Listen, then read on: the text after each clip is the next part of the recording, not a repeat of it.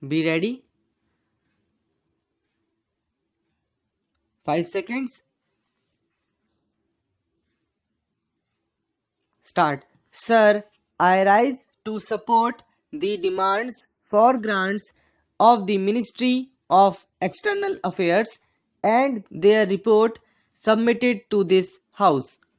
As the Honorable Minister of State for External Affairs, Shri Natwar Singh, said yesterday, the test of a national policy is that it has a national consensus behind it. Even when there was a change of government and a new government came into being after the Congress party's defeat in 1997, the nation stuck to the same policy with regard to foreign affairs. When somebody pointed out to Shri Vajpayee, the then Minister of Foreign Affairs, that his role and his speeches as a Jan Sangh leader were contradictory to his role and his speeches as the Foreign Minister of India, he replied that he was concerned with the foreign policy of the Government of India and not with the foreign policy of the Jan Sangh. So that shows that the foreign policy of India, based on a national consensus, has emerged as an important concept for the nation to follow, and that it did not undergo any change even when the complexion of the government changed.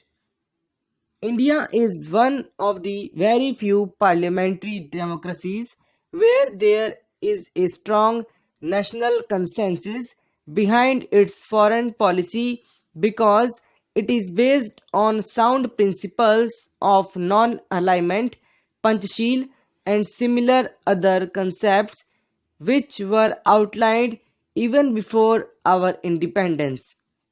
It is a tribute to the vision and genius of the leaders of our national struggle that the Asian Relations Conference was held before India attained independence, that India held before India attained independence. We are one of the founding fathers of that institution. During the year under review, a noticeable change has taken place and it is a welcome change. The focus has changed through Asia. We have taken due note of the Asian dimension in the evolution of our foreign policy.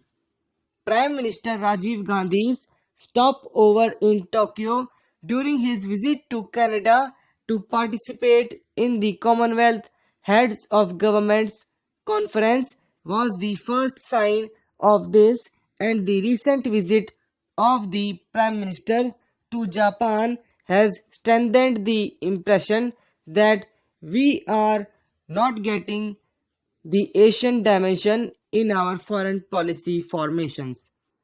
The commemorative Asian Foreign Relations Conference held last year and the talks between our government and the Foreign Minister of Japan were also significant developments in this connection. When I want to emphasize is that one of the historical distortions that came into our foreign policy in the initial stages was that we were being exposed to the Western influences for a pretty long time.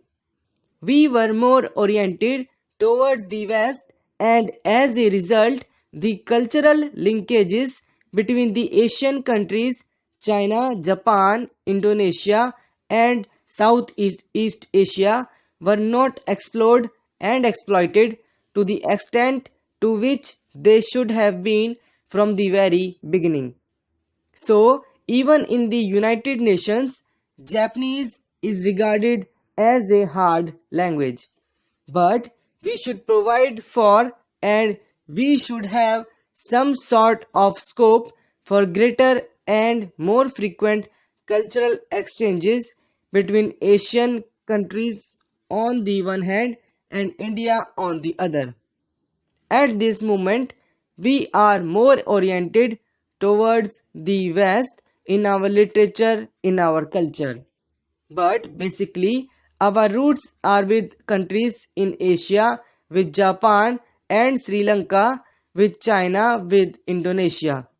So, setting up of the departments for Japanese and Chinese studies in Delhi University was a step in the right direction. I would plead with the Minister of State for External Affairs that this movement is to bring Asia into focus in our universities, in our diplomatic relations, in our adventures is given in greater push, and we are able to make and take into account the developments in Asia more vigorously and more seriously that has been the case hitherto. As regards China, I am of the opinion that the efforts of the government of India to normalize her relations should be hailed by that country because we are bound by traditions of cultural affinity. And now the times are changing.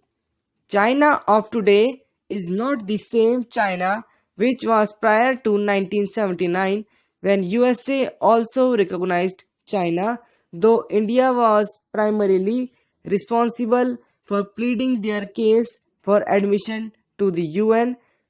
China is undergoing vast changes and there are talks now of Sino-Soviet summit. Though there are some defects also, but this shows that the winds of change are blowing. China has also put three conditions for such a summit. One of the conditions is almost fulfilled, that is, withdrawal of the Soviet troops from Afghanistan. The second was the reduction in the presence of Soviet armies on the borders with China, and the third is the withdrawal of Vietnam forces from Kampuchea. In this connection, I would suggest the Honorable Minister for External Affairs that the Indian initiative for solving the Kampuchean problem is also taken up with renewed vigor, because once this problem is sorted out, we will have lesser tension in Asia.